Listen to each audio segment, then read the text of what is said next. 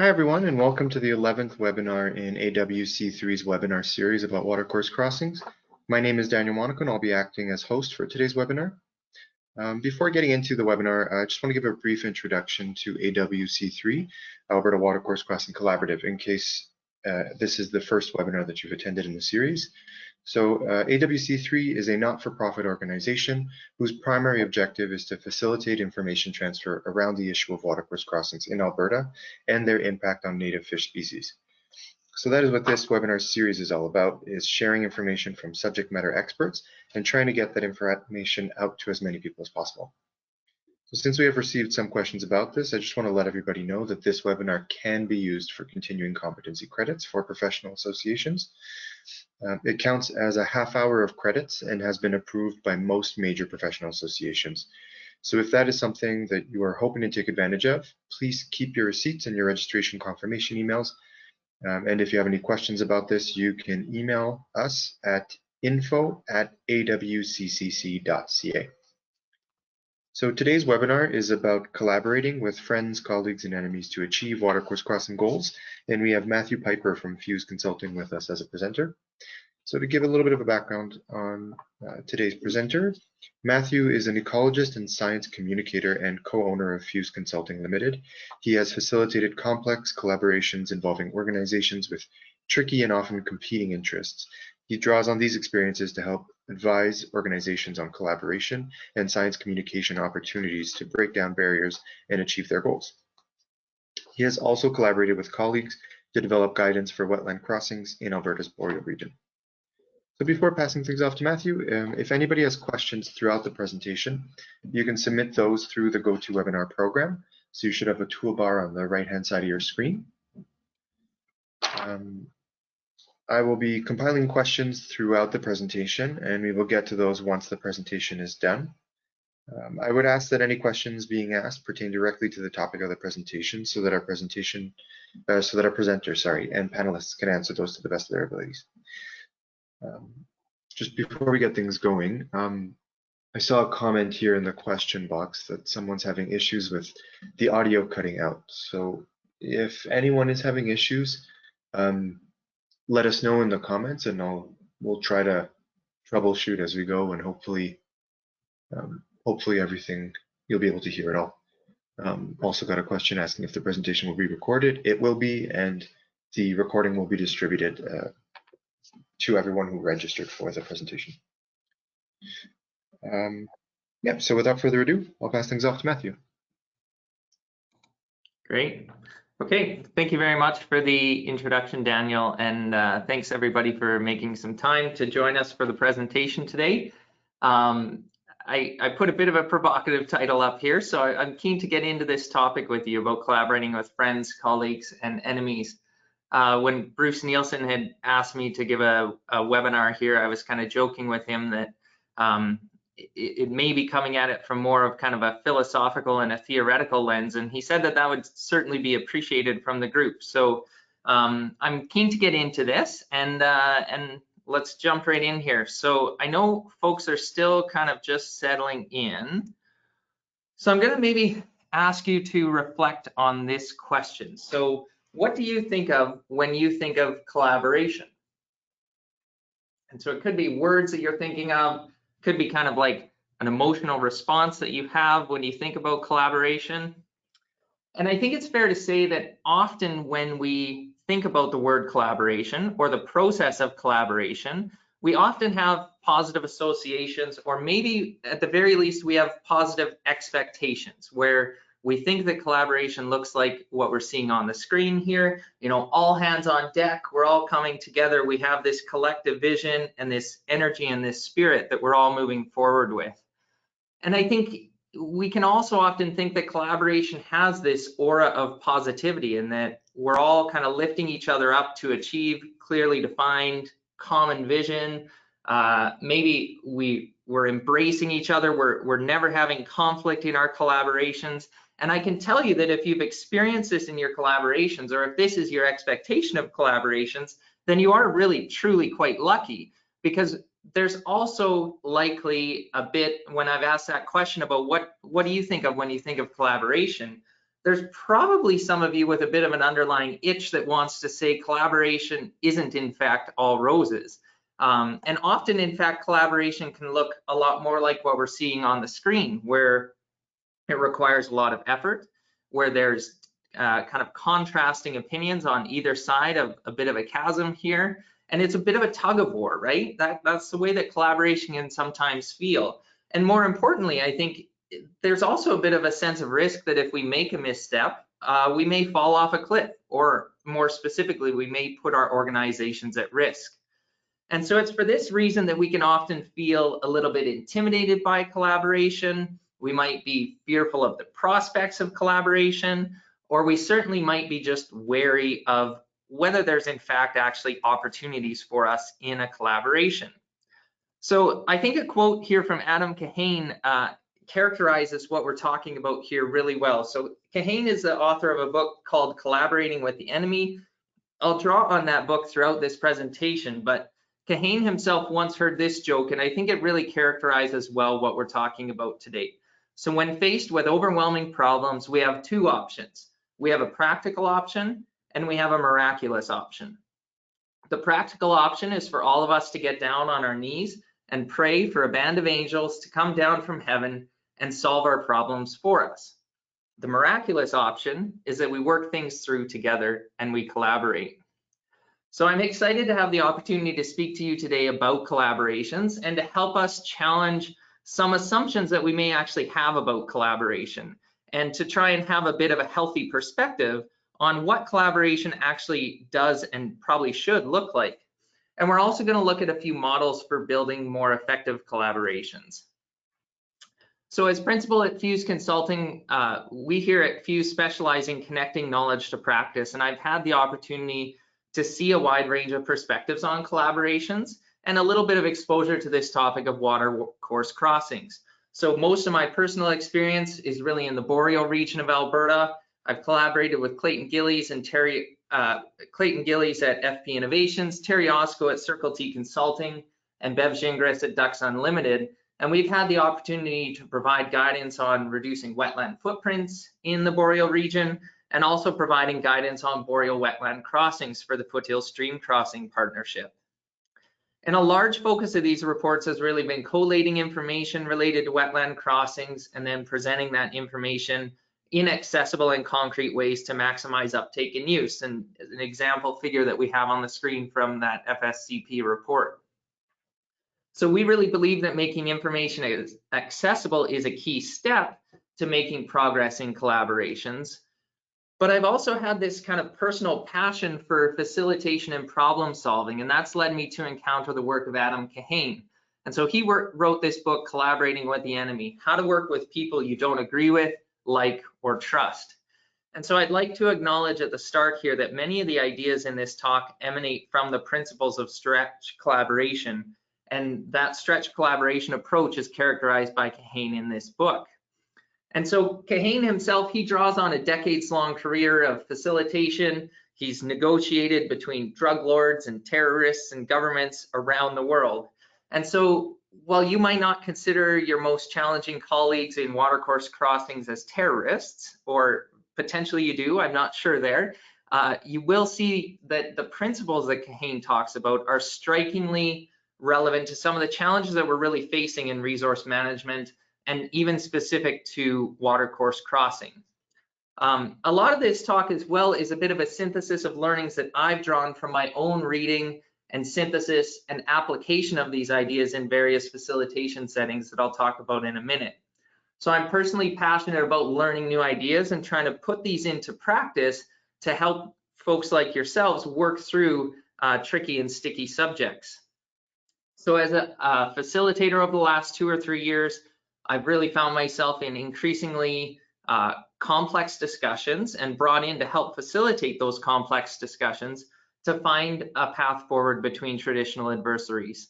So I've had the opportunity to apply a lot of the ideas I'll be talking about here in a wide range of contexts, and I've seen how they can really help us transform a discussion and to shape collaborations. And I've applied these techniques, working with people on caribou conservation and forest management, or conversations between ecologists and geologists and geophysicists, or in discussions about wildfire management or climate adaptation as well. And so I'm going to be talking about a lot of broad principles of collaboration today, and you'll likely be able to picture scenarios where you found yourself in these exact same scenarios that I'm going to be describing.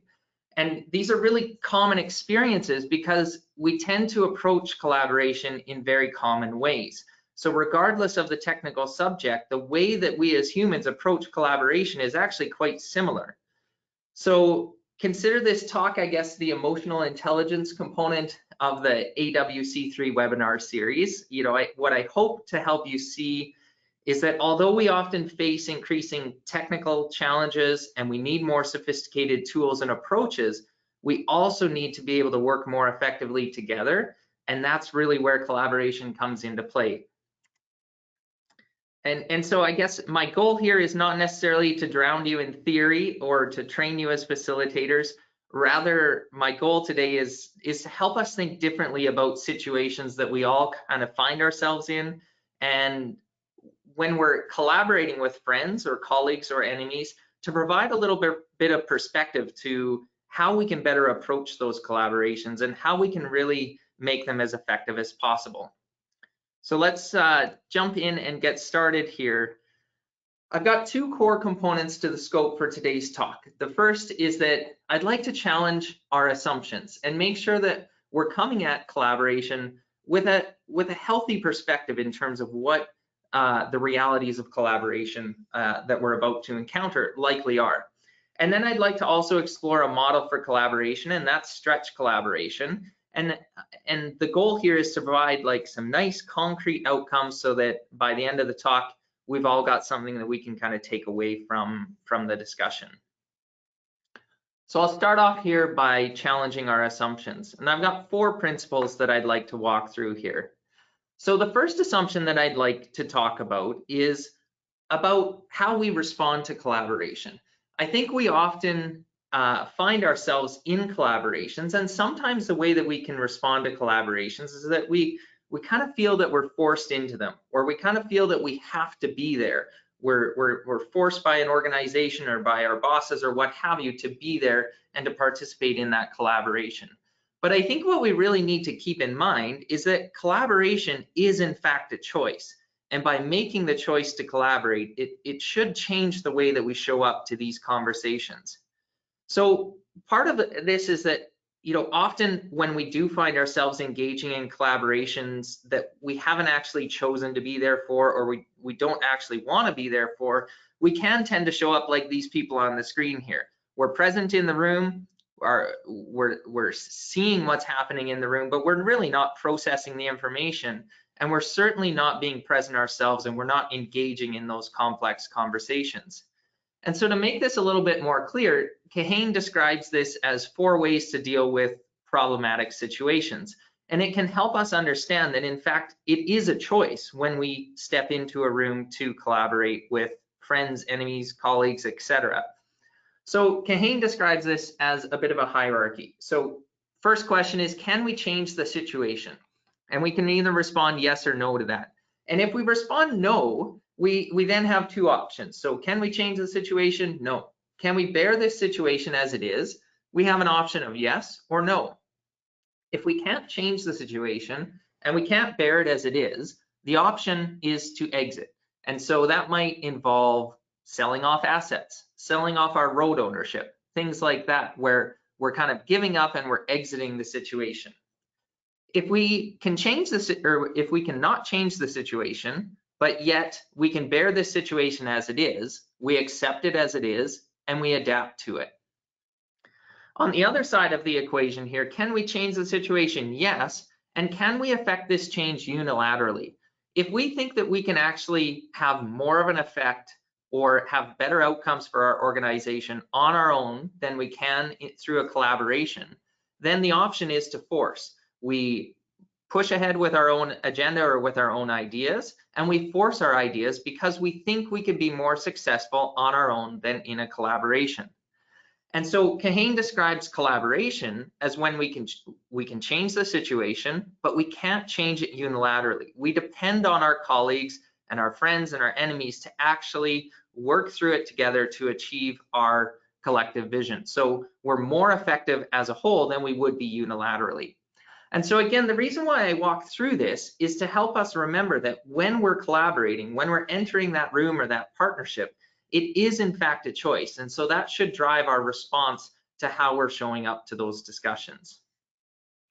The second assumption that I'd like to put forward here is that I think we often assume that we need to have control in a collaboration. And I'd like to challenge that by suggesting that control, in fact, is not necessary to an effective collaboration.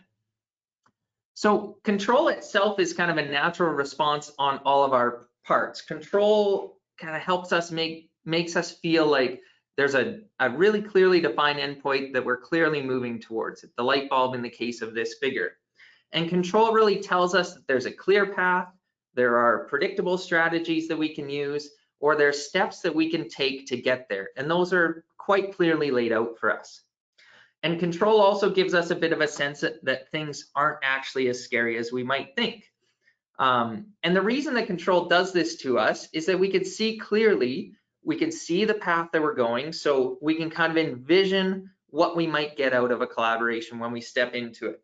So I can see how much the collaboration will cost for my watercourse crossings, or I can see how the regulator will respond to my actions, and there's a predictable response that I can see and that I like. Or as a regulator, I know that I will get the outcomes that I need from company X. And the tricky thing with control, however, is that it does give us this sense of comfort, but the reality of control is what you're seeing is simply your vision, and every member around the table has their own vision, and it may look nothing like yours necessarily. So for collaboration to truly take shape, we need to learn to let go of some of that control, and we need to let the process and our inherent curiosity of the process help guide us through. And so it's cases like this where we begin to kind of look beyond our own individual problems, and we begin to identify opportunities for more collective effort that are in the best interest of our ecosystems and our organizations. When we can actually let go of some of that feeling or that desire to control the outcomes, we actually start to discover outcomes that we didn't expect or couldn't anticipate going into those collaborations.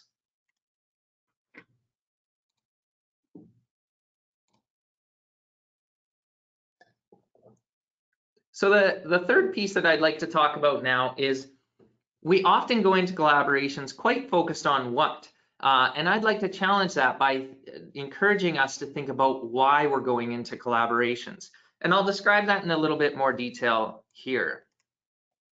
So Simon Sinek, in his book, Start With Why, outlines a principle called the golden circle. And the golden circle is what we're seeing on the screen here. So the golden circle essentially contains three different phases. It contains what on the outside, it contains how in the middle, and it contains why in the center. And so he advocates that we always start with what. And this is how we often view the purpose of collaborations or the purpose of what we're attempting to do. So for example, I'm part of a watercourse crossing collaborative, and what we do is we focus on watercourse crossings and fixing them. And so that's a really clear articulation of what we do in a collaboration. Sinek then goes on to kind of state that some organizations focus on how. So for example, we focus on fixing watercourse crossings by collaborating to identify the highest priority crossings in a watershed. That might be how we go about a collaboration. But what we often fail to recognize in collaborations is why we are actually there, or more specifically, why we need other organizations at the table with us. And one of the important things to recognize is that each organization has a unique why, and it's important to share that with our collaborators. And I'm going to draw on an interesting example that came up in Adrian Minke's presentation just a couple of weeks ago. So Adrian, if you're on the line, I hope I don't slay your slide, but he did give me permission to use this as an example today. And so one of the interesting things that Adrian spoke about is he was really getting at this why, and he was quite openly stating why he needs collaborations with regulators, with industry, etc. And so Adrian was walking through stating that as government fisheries biologists, they really focus on managing harvest. And as regulators and industry, his colleagues focus on the habitat component. And so what he had indicated in his slide is the why. What drives him to collaborate is that he knows he doesn't necessarily have a direct influence on habitat, and that his regulator colleagues and industry colleagues are in fact out there installing culverts, making choices about crossing structures, etc. And so through collaboration, they can really achieve the mutual goals. And I found it quite interesting that Adrian quite openly shared this why. Why is it that he would need a collaboration to be able to achieve some of the goals that he's striving for? And you know, this example might seem like kind of a small idea, but I've seen and been in rooms where collaborations are really struggling to find their footing. And it's not until we took the time and I stopped all of the partners and I said, why do you need your colleagues? You know, forestry, why do you need the government? Or government, why do you need forestry? And when those organizations were able to clearly articulate why they needed each other, it completely transformed the nature of the collaboration, because we built trust and we built understanding between these different organizations, and we could understand why we were investing the time to be at the table together and to work on these collaborations. And so we really need to remember that focusing on why, not necessarily the what, is at the root of all good collaborations. So what we do gets us in the room. We're not going to show up to a meeting unless we think it's relevant to us or a collaboration. And so we're going to show up to a watercourse crossing collaborative meeting and we're going to focus on fixing watercourse crossings. However, when we can get down to the why and we can express why we need each other at the table, that's when we really start to form those strong collaborations. The final assumption that I'd like to focus on here is that I'd like to open us up to the idea that what we need to be doing is considering an infinite instead of a finite mindset. And I'm going to walk through the details of what I mean by this, and I think you'll begin to see why this is so relevant to topics like watercourse crossings. So the idea of the finite mindset versus the infinite mindset comes from Simon Sinek, and he wrote the book, The Infinite Game. And so he draws on numerous societal examples to kind of contrast infinite versus finite mindsets. And this figure describes the way we typically like to approach challenges, and when we're approaching things from what we would call a finite mindset. So in a finite mindset or a finite game, there are specific players and they're known players. There's fixed rules, and those rules don't change over time. And there's very specific agreed upon objectives. And so a good example of this would be a baseball game where we've got fixed rules, agreed upon objectives.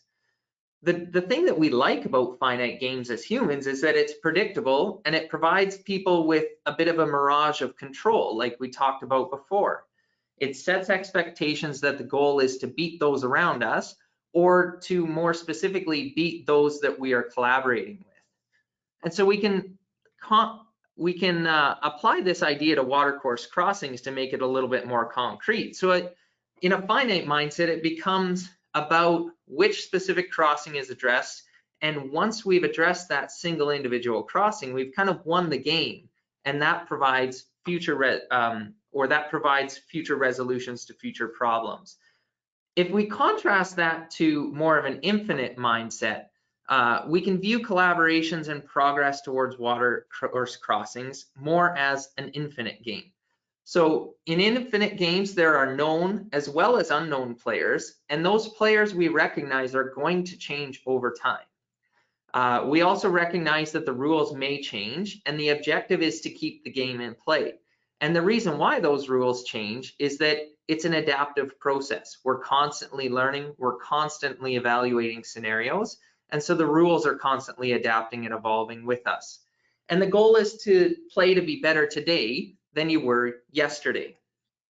And so again, we can apply this to watercourse crossings. An infinite game means that you're building relationships. It means that you're building partnerships. And the goals evolve as lessons are learned and progress is made. And so again, the goal is to be better today than you were yesterday in a specific watershed. Or more specifically, we might look back after 5 years of a collaboration and we can be quite impressed about what we achieved as a broader group. Now, admittedly, there's maybe some holes that could be shot in the idea of an infinite mindset, in that it may sound absolutely terrifying to some organizations. You know, why would I ever sign up to have kind of constant obligations with no necessarily defined endpoint? And I can certainly appreciate that perspective, but I think we can all recognize that the reality is that if we own a road and we have legal obligations for that road, putting ourselves in an infinite mindset may actually remove barriers in collaboration, and it may help us to see progress over time as an achievable and as a desirable goal, as opposed to multiple finite games that we're trying to play. So shifting to an infinite mindset can also really help us move beyond dealing with single watercourse crossing issues and rather focus on maybe larger watershed goals and begin to see opportunities for collaborative restoration efforts. It helps us pursue or look into tools like Michael Wagner was talking about a few weeks ago about sedimentation models and priority planning tools that they're developing, and many other presenters have spoke about other tools that are now becoming available. So that's a little bit about challenging some of the assumptions. And so now what I'd like to present here is a bit of a model for pursuing collaboration. So we can start to shift here from maybe some general principles to more specific approaches that we can use to pursue more effective collaboration, whether that collaboration is with friends, colleagues, or people that you might characterize as enemies. And so again, to tackle this, I'm going to draw very specifically on the principles that Adam Kahane outlines in his book, Collaborating with the Enemy, and more specifically, the principles of stretch collaboration. And so with stretch collaboration, there's really 3 core principles that Kahane outlines. And they're somewhat different than what we might think of conventional collaboration models. So the first principle is that we should embrace conflict. In conventional collaboration models, we might actually convince ourselves that if we start to have conflict in a discussion or in a collaboration, then that collaboration has failed and we're doomed, and we weren't able to make it work.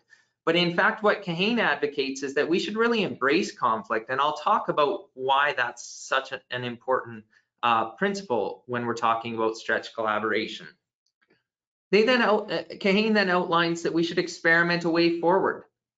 And so instead of looking for a single, very constrained outcome of a collaboration, rather we should be looking at experimenting a way forward, finding learnings over time that put us in a better position in the future, but also looking at multiple different scenarios for collaborations and potential outcomes of collaborations. And then the final piece, which is really, really important here, is that they advocate to step into the game. And stepping into the game is all about getting into the right mindset and really showing up so that you are an active participant in these collaborations. And again, I'll talk about why that's so important in a few slides here. So let's start off with embracing conflict. So as we've talked about earlier, I think it's sometimes that we do have perceptions that collaboration needs to be quite linear and that it needs to be quite copacetic between people. And I think in reality, what we need to do is kind of change our perspectives. As a perfect, linear, perfectly agreeable collaboration very rarely happens. In fact, when we have conflict, when we're open about our thoughts or our feelings on a topic, this is really when true collaborations start to emerge. And so we may actually want calm because we're looking for control. Maybe we're quite uncomfortable in conflict situations, but let's not be too hard on ourselves that when a certain degree of conflict or transparency starts to emerge in collaborations, that can actually be a good thing. In fact, it's when we can share our differences comfortably that as a facilitator, I really know that we're starting to make progress in our collaborations and in our discussions. Now, I'm not advocating here that we should be in a room throwing chairs around each other. That's not the type of conflict that I'm talking about here. But the reality is that when we start to have respectful discussions and when we start to have respectful disagreement or a little bit of conflict in a discussion, that's when we know we're focused on a topic that's of value and importance to people, and when we're starting to work through something of significance, and we might actually come to a resolution that is far more significant. So if you sense a little bit of conflict among your collaborations, stay hopeful. This can really be a measure of an emerging strong opportunity to increase trust and transparency in the room. The second principle here is all about experimenting a way forward. And experimenting a way forward is really about giving us a little bit of freedom and putting less pressure on ourselves as collaborators. And it helps us avoid the need for finding a perfect single linear solution when we're talking about collaborations. And so one example of how we can experiment a way forward is that we move ourselves from thinking that the collaboration has to result in a single outcome to giving ourselves the freedom of scenario planning, where we're actually, our objective here is to come up with 4 distinct scenarios. And once we've come up with these scenarios, then we'll have a chance to more critically analyze them and think about which ones we might want to move ahead with as a collaboration. But the beauty of getting in this mindset of experimenting a way forward is it helps us remove some of our need for control of the situation, but more importantly, it helps us feel comfortable that, you know, I might not actually like some of the outcomes that we're going to be producing, or they might not be beneficial for my organization, but that's okay. We're in the spirit of collaboration, we're in the spirit of brainstorming, and we're not trying to focus on one single outcome here. We're just trying to focus on brainstorming various scenarios. And so it allows ourselves to kind of loosely consider a range of options instead of driving towards that single solution. And what it does is it allows us to be more creative and to loosen our need for control over some of the outcomes in the room.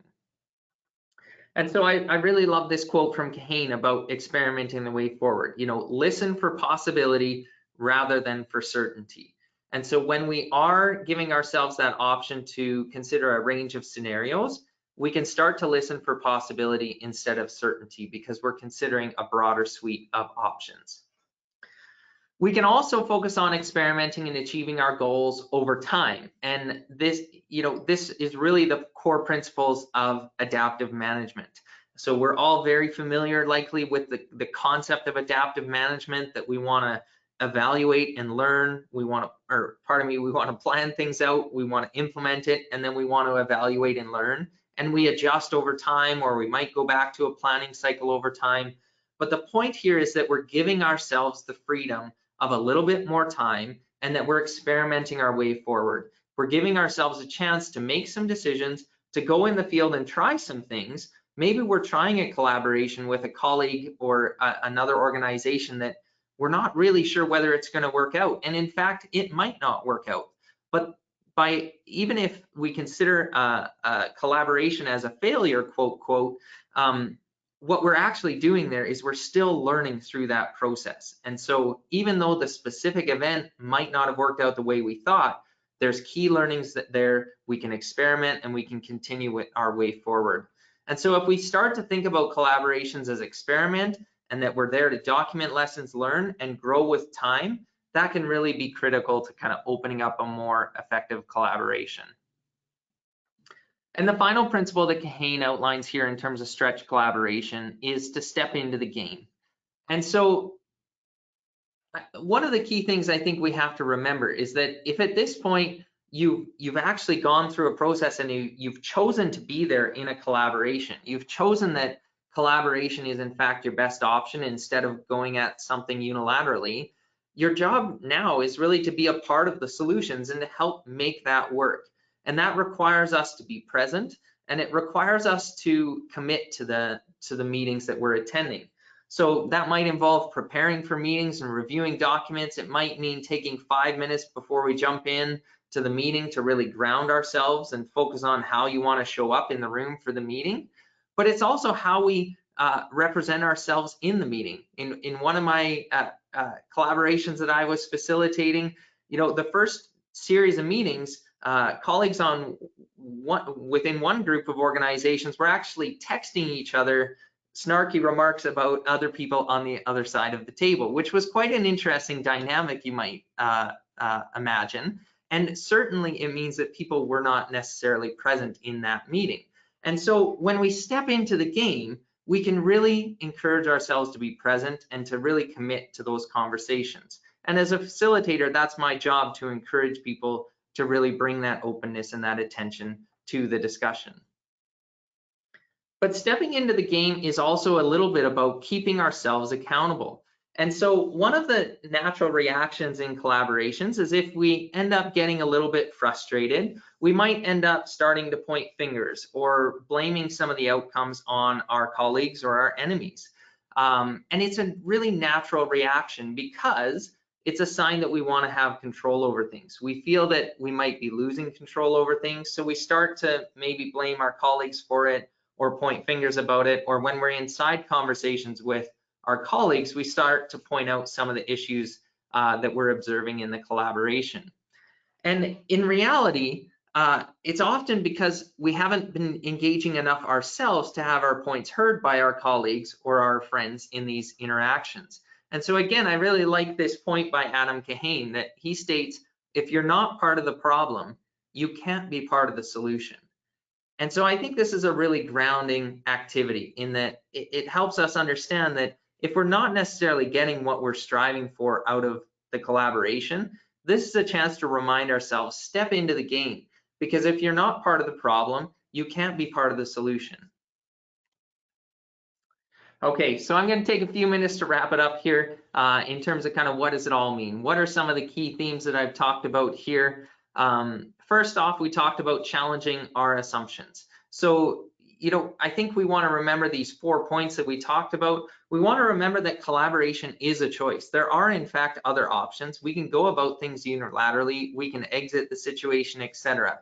When we're showing up to collaborate, it should be a choice, and we should invest our time and energy accordingly. Control is actually also not necessary. Even though we might think that control is necessary, when we start to give up some of our feelings for the need to control, we start to create a more creative, more open, more trusting environment. I'd encourage people to, again, focus on why, not what, and specifically, why as organizations or as an organization do you need the other organizations that are at the table? And being open and transparent about that. And that's a really key step in building trust in collaborations. And then we can also consider an infinite versus a finite mindset. And so in some cases, a finite mindset serves us really well, but often in collaborations, we need to kind of step out and think about things from more of an infinite mindset. And then I think we can also draw on the principles of stretch collaboration. We can kind of free ourselves from this, the fact, or we can kind of embrace the idea that conflict can be a good thing in collaborations. We can then also experiment a way forward. And so we give ourselves the freedom to test multiple scenarios instead of striving for a single solution. And we can also give ourselves the freedom that this is going to take some time and we're going to have to learn through this. And then the final piece is stepping into the game. And this is really all about how you show up and how you present yourself and how you commit to participating in those collaborations. And so, as kind of the final key takeaway here, as hard as it might be for those of us that really like to have control over situations, you can really achieve your goals, but you are going to have to let go of wanting to be in complete control of these situations. And this is where techniques like stretch collaboration can bring a little bit of order to what might otherwise look like chaos. And we can really strive forward with tangible, practical steps for our collaborations. So that's everything from me. My email's here as well as my phone number if anyone wants to have some conversations about this. Certainly I think we've got time here to take a number of questions from you. Thank you, Matthew. Really interesting topic.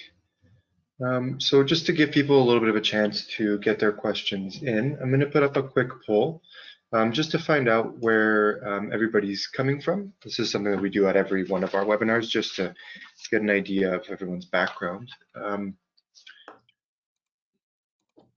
Yeah, so I'll leave that up for about a minute, and feel free to ask all of your questions now.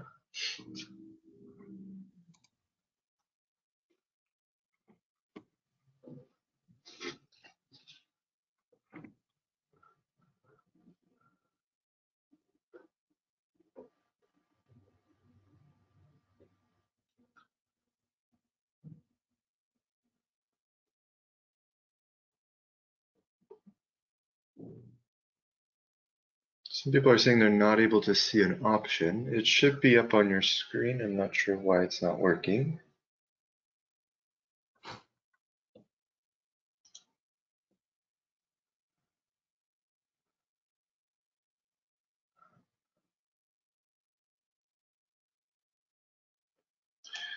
All right, we'll take that down. Thanks, everyone. Yeah, so we'll get into the questions. I see one question up here so far.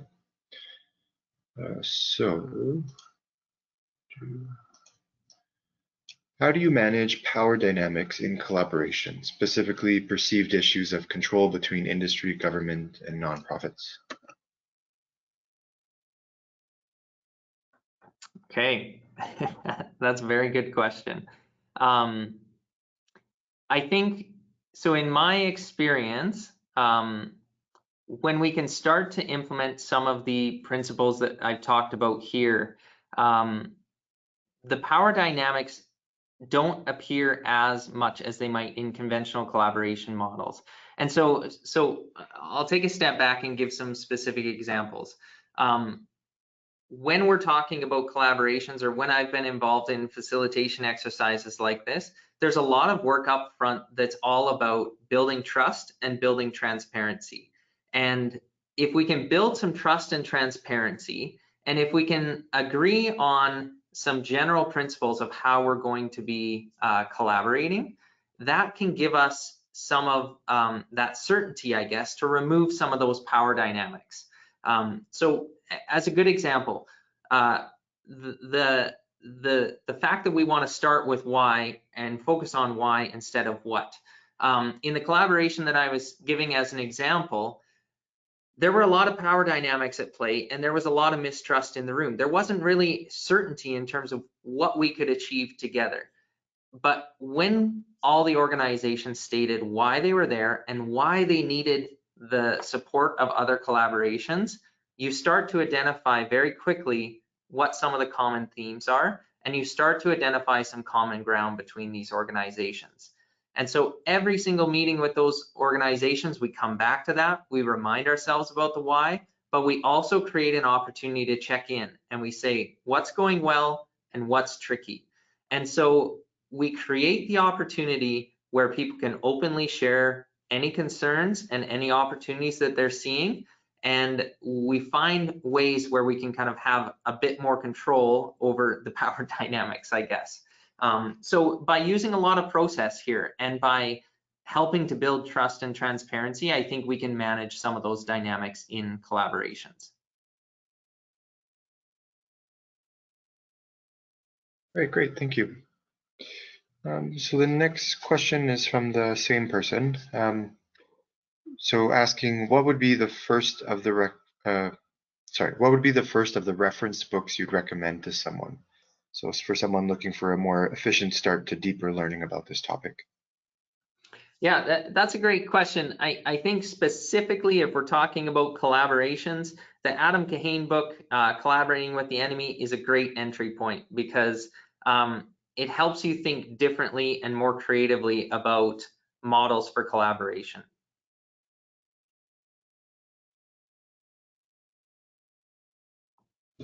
All right, great. So who do you feel should be the key driver behind watercourse crossing collaboration? Should it be industry groups like CAP and AFPA, agriculture, etc.? Or should it be individual roadway owners to seek their own collaborative opportunities? Or should it be government regulators? The way regulations are outlined now, there's no collaborative method or incentives built into the system. Mm-hmm.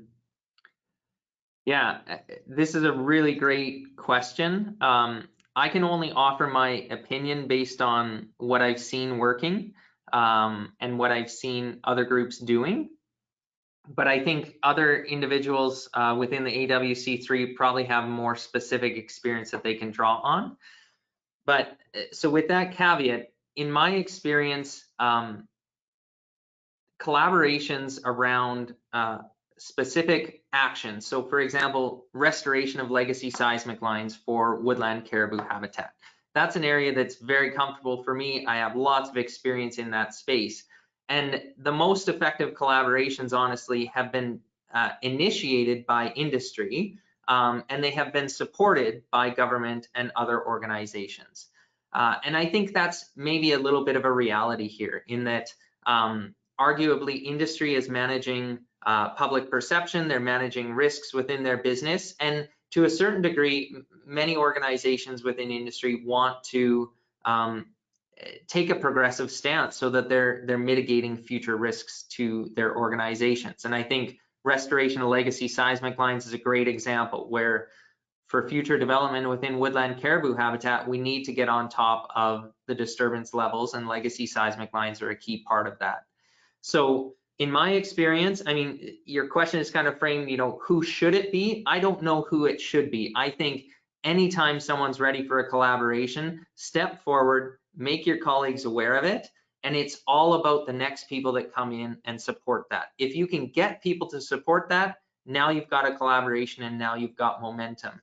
But what I've seen in many other fields of work and in ecology, I think it's often initiated by those industry groups. They're saying, let's get together, let's leverage our resources, let's have a common program and we'll co-fund it, and let's go together to the government and show that we want to collaborate with them as well. And I've seen a lot of really successful outcomes when approaches have been handled that way.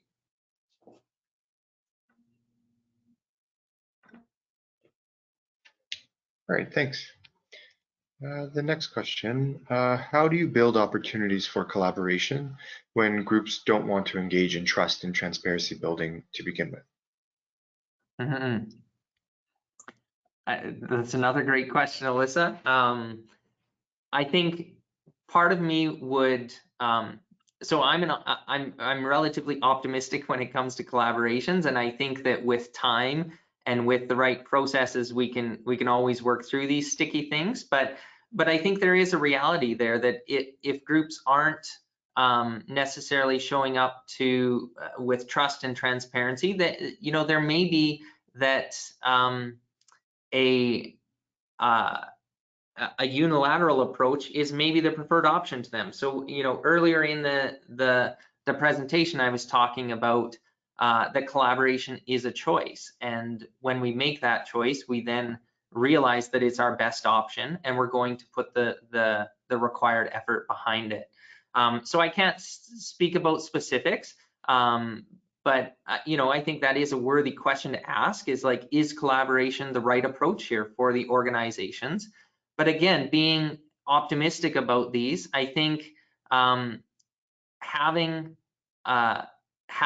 someone who can facilitate that conversation and broach those tricky subjects, make it a very safe space, and kind of tackle those sticky things over time. In my experience, that's a really good way to approach it. And that's not necessarily saying you need a professional facilitator, but you do need somebody who can be neutral and who can be guiding the group through a process.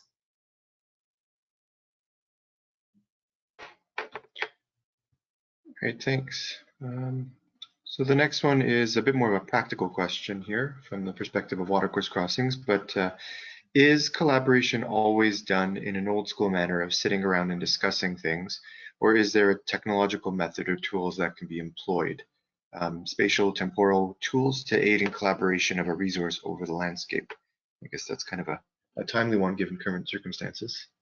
Yeah, for sure. So that's a great question. And I think that there's a number of different approaches, and different organizations offer different services in this space too. So, I made reference to things like scenario planning and what have you. There's an organization based out of Vancouver, Compass Resource Management. They have written a book on an approach called structured decision making. And structured decision making is, it relies more heavily on some of the tools and the analyses that you're talking about here. So it also draws on facilitation principles and collaboration principles, but a key part of that is bringing a little bit more of a technical lens to some of the conversations.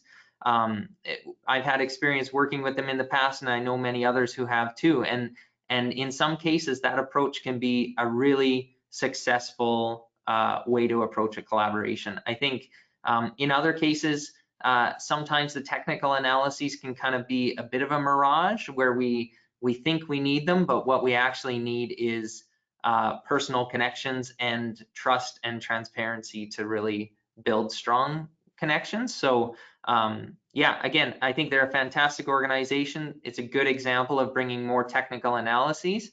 But I would just caution that, we also need to remember the emotional intelligence side that I kind of referred to here, in that tricky conversations often depend on our ability to build trust and kind of talk more about the emotional side as opposed to the technical side.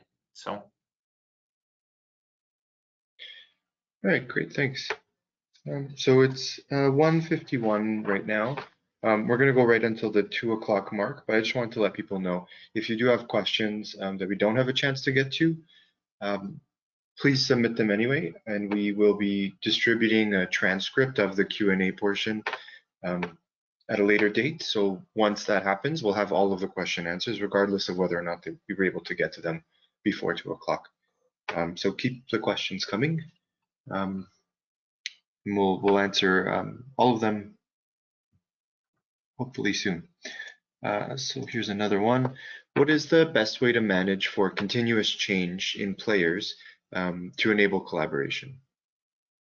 Okay. I think if I understand this question right, it's getting at this idea that we might have a collaboration that's going on over time, and we have various players kind of coming into that collaboration or dropping out of that collaboration. So I hope I've got that right, Toby. But I think in my experience, the best way to manage for that is to have a clearly defined set of objectives in terms of, what is the collaboration about? And when you review the objectives, what are you kind of stepping into? And also when you're stepping out of it, what are you leaving behind? So I can give an example of a collaboration we've been working on. It's now been functional for about 18 months. And the biggest piece of that is keeping a well-documented record of how we got to where we're at, so that when a new person steps in, if they have the time and the energy, they can review the minutes, they can review the documentation of all the key decision points in building that collaboration, and they can kind of see the story of how that collaboration evolved. I'm not going to say that everybody's going to go back and look at 18 months worth of minutes to step into a collaboration, but I think having that level of documentation and that level of accountability, so that people can, if they want to, they can step in and they can say, okay, I'm interested, but show me how you got to where you're at right now. And I think that can really help with new players coming into the table. And the specific example that I'm thinking of here, it's less that our organizations are dropping in and out, and it's more the specific representatives from each organization are dropping in and out. So we found that to be helpful, but at the same time, I don't have a huge amount of experience in terms of, players kind of constantly coming in and out. So there may be other folks who would be better able to answer that question. All right, thanks. So we don't actually have any other questions at the moment, so we'll kind of wrap things up for now. If anyone does have questions that come to them later, so Matthew has provided his email address, so you can email him directly, or you can send questions to the info@awccc.ca website that email address, sorry, that I mentioned earlier. So I'd like to thank today's presenter, Matthew Pyper. Thank you to everyone who attended the webinar, and we hope that you'll join us for some of the other presentations over the next few weeks. So our next webinar in the series will be taking place this coming Thursday, May 28th, where we will have Ben Polterak from Earthmaster Environmental Strategies giving a presentation on crossing alternatives, application of an open bottom plastic arch. If you enjoyed this webinar, I encourage you to look at all the other webinars scheduled as part of the series on the GoToWebinar page or on awccc.ca, and register for some of the other presentations. So thank you again, Matthew, for presenting to us today. I hope to see all of you attending some of our future webinars. Stay safe and have a great day.